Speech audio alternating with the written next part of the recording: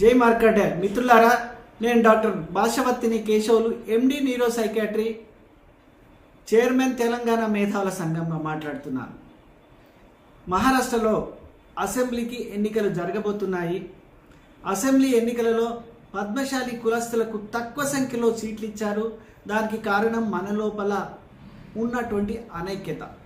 మన జనాభా చాలా ఎక్కువగా ఉంది, ఓట్లు ఎక్కువగా ఉన్నాయి, కానీ సీట్లు ఇవ్వడం లేదు, గెలిపించడం లేదు, గెలిపించుకోలేకపోతున్నాం.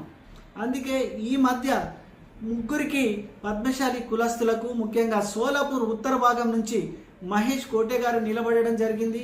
అలాగే సోలాపూర్ సెంట్రల్ నుంచి దేవేందర్ కోటే గారు నిలబడడం జరిగింది. అలాగే జాల్లా నియోజకవర్గం నుంచి కైలాస్ గోరిటల గారు నిలబడ్డారు. వీళ్ళంతా మన పద్మశాలి ముద్దు బిడ్డలు. మన పద్మశాలి జనాభా తక్కువేం లేదు. మనం ఎవరి కోటేస్తే వాళ్ళు గెలిచే ఆస్కారం ఎక్కువగా ఉంది.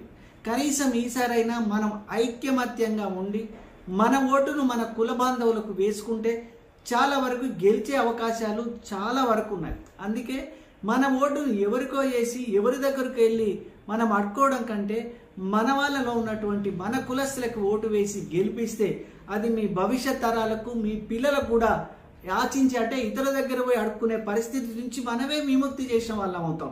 అందుకే మన వాళ్ళ కోటేయండి. మన వాళ్ళలో మంచి వాళ్ళే నిలబడ్డారు, మంచి వాళ్ళ కోటేయండి. పార్టీలు ఏదైనా, గుర్తులు ఏదైనా వాళ్ళు మన వాళ్ళేనా అని ఆలోచించండి. గుర్తుంటు పెట్టుకొని ఓటేయండి. చాలామంది మిత్రులారా, కరీంనగర్, ఇటు సిరిసిల్ల నుంచి మొదలుకుంటే, వరంగల్ నుంచి మొదలుకుంటే, నిజామాబాద్ అంటే ఉత్తర తెలంగాణ నుంచి పోయినటువంటి మన పద్మశాలి కులస్తులు ఎవరైనా సరే, మన వాళ్ళు ఎక్కడున్నా, ఎవరెక్కడ ఏ స్థానం నిలబడ్డా వాళ్ళకి ఓటేసి గెలిపిస్తారని డాక్టర్ కేశవులుగా మీ అందరినీ ప్రార్థిస్తున్నాను.